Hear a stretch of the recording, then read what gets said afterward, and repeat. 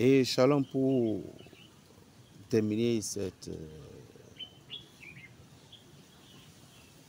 petite conversation d'évangélisation que je fais avec vous, Berger Raphaël le Béninois.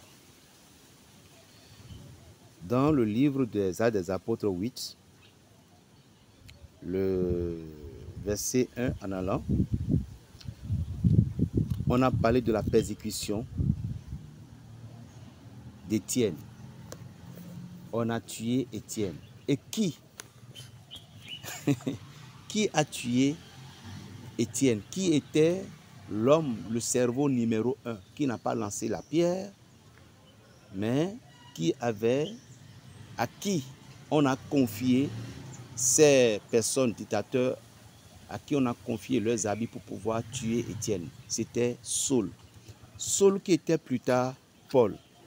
Mais pourquoi? Si vous lisez bien le livre des Actes des Apôtres dont je viens de donner, le chapitre 8 là, ils ont dit que Paul, il parcourait les maisons, cassant les portes, pour pouvoir aller attraper les chrétiens, les emprisonner. Waouh! Avant, il était Saul. Et regardez, ce Paul en question est devenu l'apôtre le plus puissant. L'apôtre qui est rempli d'une forte puissance spirituelle après. Mais est-ce que la question que nous allons poser, puisqu'on dit que c'est l'amour qui est le Christ, est-ce que Paul n'a-t-il pas de l'amour au moment où il tuait les apôtres? Est-ce que Paul ne connaissait pas Dieu? Bien sûr, Paul connaît Dieu. Paul connaissait bien Dieu. Alors, si nous connaissons Dieu, est-ce que c'est encore nécessaire ou bien est-ce que c'est normal d'être en combat contre ses propres frères? Vous voyez, quoi qu'il veut travailler, je vais bouger un peu, je viens. Donc, Paul connaissait Dieu. Maintenant, il ne reconnaît pas la divinité de Jésus-Christ. Il connaissait Dieu. Et le Dieu qu'il connaît, ce Dieu en question, dans le langage de Paul, le langage de sa foi, Paul, lui, il disait que nul ne pouvait s'égarer à Dieu, nul ne pourrait se mettre, c'est-à-dire à l'égal de Dieu. C'est ce qui a poussé Paul, étant Saul, à pouvoir détruire la vie, de ses frères chrétiens. Donc, Paul connaissait bien la Torah par cœur. Il maîtrisait bien les Saintes Écritures. Dans ces maîtrises il ne voit pas que ce qu'il est en train de faire est mal. Mais lui, dans son intention, il ne fait que défendre la loi de Dieu. Mais pourquoi ce Paul qui avait tellement si maltraité l'Église, Jésus continue à l'aimer? Bien sûr. Parce que Paul aussi a de l'amour pour Dieu. Mais il y a une petite voile qui lui a juste voilé le cœur. Parce qu'il n'a pas compris que l'amour là, l'amour du discernement, que c'était Jésus.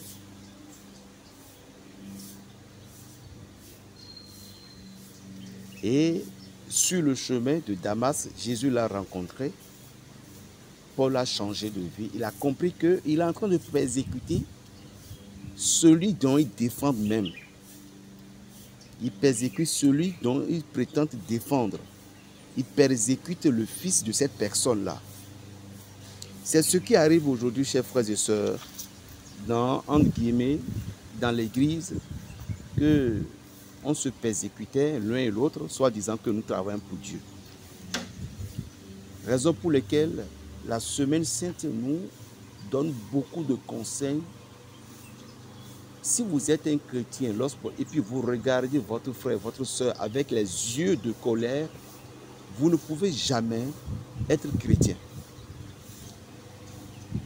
La seule chose qui va vous aider à pouvoir utiliser votre vie, et puis votre vie va être meilleure, c'est de regarder son frère avec l'œil de l'amour. L'œil de l'amour vient du cœur. Et lorsque vous avez l'œil de l'amour, votre cœur va vous exprimer déjà la lumière. Votre cœur va vous montrer la lumière christique qui cachait en vous. Puisque vous aimez l'autre, vous activez la dimension spirituelle d'amour. Donc un chrétien qui n'a pas de l'amour au fond de son cœur ne pourrait jamais être un enfant véritable du Christ. Si vous voulez être un enfant bien-aimé de Jésus-Christ, vous devez faire tout possible pour activer, vous devez avoir les yeux de l'amour, puisque seuls les yeux de l'amour pouvaient vous aider à pouvoir manifester la gloire de Jésus-Christ à travers vos actes. Et comment avoir ces yeux d'amour? C'est simple. Considère l'autre comme toi. Vois l'autre comme toi. Regarde l'autre comme toi. Aime l'autre comme toi. Et comprends l'autre comme toi. Entre parenthèses, tu avais les maux de tête. Et ces maux de tête, ce n'était pas du tout facile pour toi. C'était tellement si douloureux, cette maux de tête-là. Du coup, tu as été guéri. Et voilà qu'un jour, tu avais une domestique, tu as une soeur, tu as quelqu'un qui a dit qu'il a les maux de tête et qui ne pouvait pas travailler. Or, Dieu t'a donné cet exemple de maux de tête dans les temps passés. Alors toi, tu as dit que non, tu es là, tu es en train de blaguer. Or, tu as vu tous les symptômes. Tu as vu tous les symptômes sur la personne, mais tu ne veux jamais croire. Alors, tu n'es pas le Christ. Tu n'as pas de l'amour pour Jésus-Christ.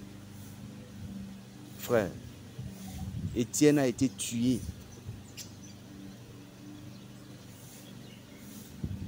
C'était Saul qui avait gardé les pagnes des gens qui ont lapidé Étienne. Toutes ces choses, Paul l'a payé. C'est juste pour te dire, ne pense pas que tu es chrétien, que les choses que tu avais créées, ou bien les choses que tu es en train de créer, si tu sais que ce que tu fais à ton frère, c'est le mal, et tu continues à le faire, n'oublie pas. Dans le mot spirituel, il y a un thème qui dit le karma. Ça existe et ça attrape.